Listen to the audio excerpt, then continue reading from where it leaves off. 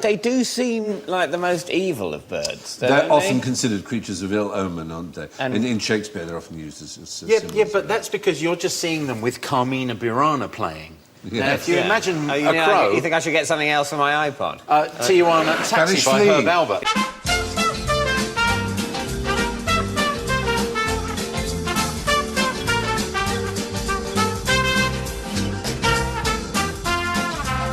If you had Carmina Burana and you were looking at a robin, you wouldn't think the robin was evil, would you?